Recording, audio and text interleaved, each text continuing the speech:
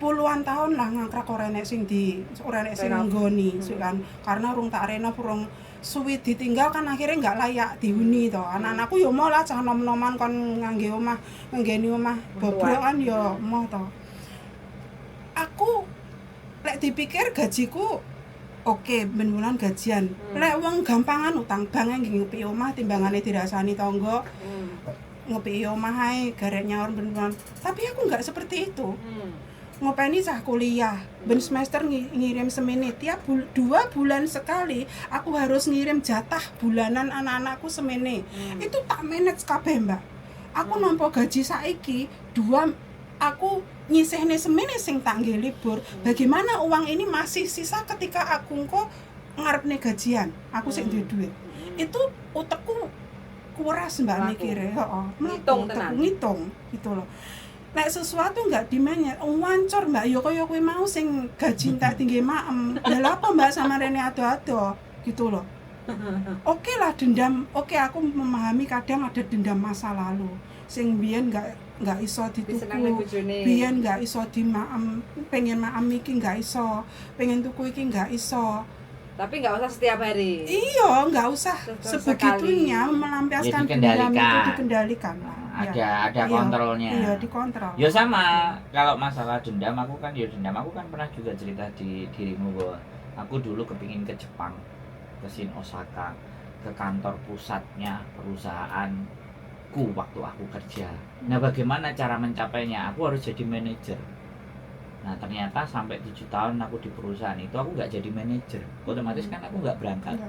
Tapi ketika aku sudah menikah, mau menikah sama bojoku, malah aku bisa ke sana.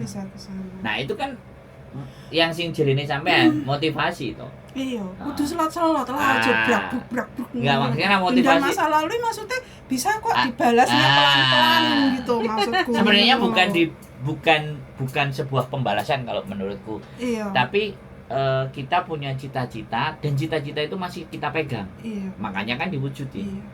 Kalau persoalan jauh dendam dan semuanya itu sebenarnya hanya bumbu. Ibaratnya dhewe diomongi kan kegores lukanya. Iya. Nah, terus tanggane dulure apa-apa nyirami banyu uyah nang ngene lukane. Aku iki wis soro. Kok aku soro kok jek mbok unekno. Lah Lah saiki aku mbok sirami banyu uyah sak pira-pira aku tahes. Uyahe malah tak dol. Cakrik. Wis ngliwati masa darah tinggi.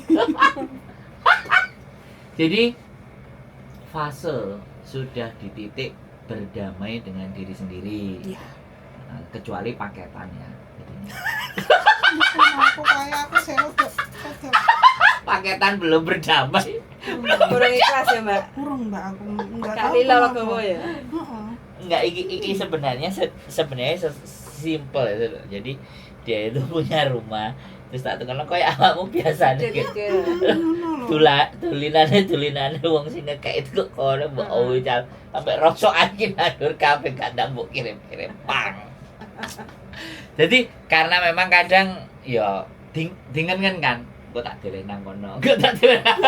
Kan aku ki wis seneng ya kadang ya Allah. Jadi artinya kan nek urip awake dhewe iki bener omongane. Nek seneng ojo kebanteran kan ngono. Dadi engko nek keplese ben gak bingung. Gak bingung.